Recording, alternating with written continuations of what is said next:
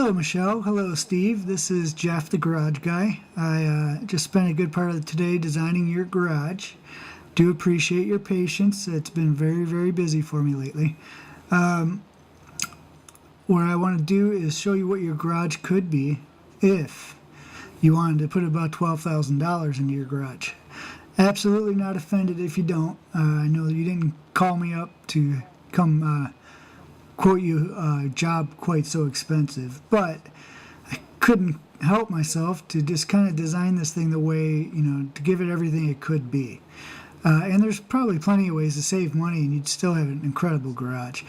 But I'm just going to show you what it could be. And I'll start off with a brief description here. What I did was a pinstripe of store wall, which is a hanging wall system around the entire perimeter of the garage. You can hang anything from bikes to shovels to ladders, all that stuff. You can hang that around the garage. Stuff that doesn't stick out too far so you can park your cars.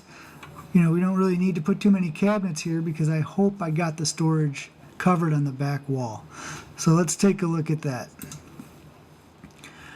Here we go, the back wall. What I've done is I didn't reuse any of your old stuff, your metal drawers that you have, and it's not that I didn't listen to you, I just didn't listen to you yet, because I wanted to show you what this could be. I did a real big cabinet system. I did these cabinets even taller than I normally do. I normally do 90-inch tall cabinets. I did these cabinets 96 inches or 8 feet tall. Plus they sit on top of this base, so your cabinets here are over 8 feet tall. And I did that because I wanted to clear the door on the right side of your garage, the one that goes into your house, with a shelf that is a clear span all the way across the back of your garage, completely uninterrupted. That's going to give you the flexibility to really get some different bins or oddly shaped things up there. Holiday bins, decorations, things like that. Whatever, you use your imagination. You could put anything up there. It's super strong. You can put thousands of pounds up there, no problem. So that's why these cabinets are so incredibly tall. I wanted a system that just went clear across the whole garage. The cabinet on the far left side, we'll start with that. It is 36 inches wide, 8 feet tall, and 2 feet deep. So it's 3 foot wide, 8 foot tall, and 2 feet deep. So it's a giant cabinet. It's got adjustable shelving in it. So you can put anything from golf clubs to smaller items, however you want to do that. And then we'll go under this workbench to the right side of it. It's a 30-inch wide cabinet with an adjustable shelf, 2 feet deep. And then to the right of that, we have this drawer box here.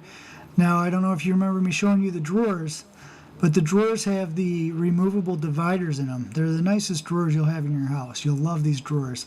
You can get extremely organized with these drawers. You can remove the dividers, add as many as you like, categorize your stuff. You'll know where everything is until the kids mess it up. Above the workbench, I have some store wall for hanging some tools if need be. Plus, it just looks nice there. And I did an upper cabinet. This cabinet here is 30 inches wide. It's 36 inches tall and 12 inches deep. So it's 30 inches wide, 3 feet tall, 1 foot deep. It's a large cabinet. You had room for it. Figured I might as well go all the way up to the top here. So I put a large over the bench cabinet there. And then on the other side of the window, whereas this cabinet here is 12 inches deep, these ones stick out to 16 inches deep. So we got 16-inch deep cabinets. They're 4 foot tall, so they're very large cabinets. The two cabinets on the outside, those are 30 inches wide, and the center cabinet is 24 inches wide. Underneath that cabinet, I did a pinstripe of the store wall. It's obviously not a place you're going to hang large items, but you can hang small things as well, extension cords, etc. I think it's a great spot to hang some things in front of your car, and I'd hate to not put something there. And then we'll go to the other side of the door. Here we have 3 cabinets. Now they're all the same size. That way, people can each pick their cabinet and and even the cabinet on the right side of the door is also the same size. So now you got 4 cabinets. These are giant cabinets, like I said, over 8 feet tall. Adjustable shelving throughout. We can do clothing rods in them. We can do all kinds of stuff in these cabinets. They're 30 inches wide apiece and 2 feet deep. So that's your cabinet set, of course, the one on the right. One of the things I didn't listen about at this point, it's not that I didn't listen, but I didn't put necessarily a shoe cabinet in here. Even though any of these cabinets could be used for shoes, they're just deeper than you would need for shoes. And the reason I didn't take this cabinet on the far right and step it back to 16 inches and make it a shoe cabinet is because I'd be building you a new set of steps that would tie right into both of these cabinets.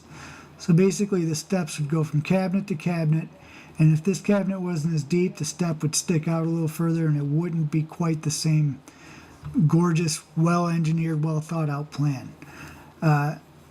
You clearly have room on the right wall if you wanted to do a shoe cabinet there, although I'm sure the shoe cabinet would have been better here. Also, there's no refrigerator in this plan at this time.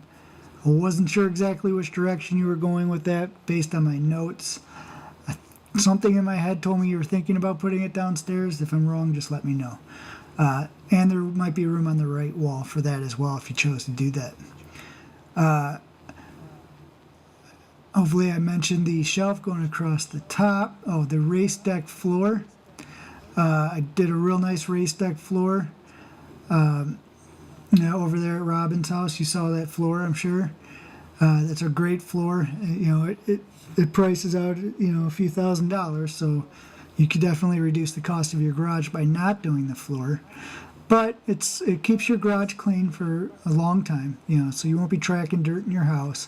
It's a very nice floor system, brightens up the whole garage and just looks incredible. So I did price out this whole garage. I don't share the ins and outs of my pricing on my videos, but it came out to over $12,000, but it rounded down to a reasonable price that I could work with. It came out to $12,000. So that's the plan. Of course, I'd build you a new step here and these 2 new steps here. So I just wanted to give you that and get your feedback. Hold on. One thing I didn't talk about is the extruded handles. That's also a pretty nice option here that could reduce costs if you just did normal handles. But these extruded handles go the full length of the cabinets. They're aluminum. They're really nice looking. You can see examples of all these different things on my website, thegarageguy.com. And that's what I got. So I'll look forward to hearing back from you guys. Just tell me which direction to go with this. If I overstep my bounds, just let me know, and I can bring this thing down to something more manageable. Although I think this would be an incredible asset to your house, and hopefully you guys like it. I'll talk to you soon. Thanks.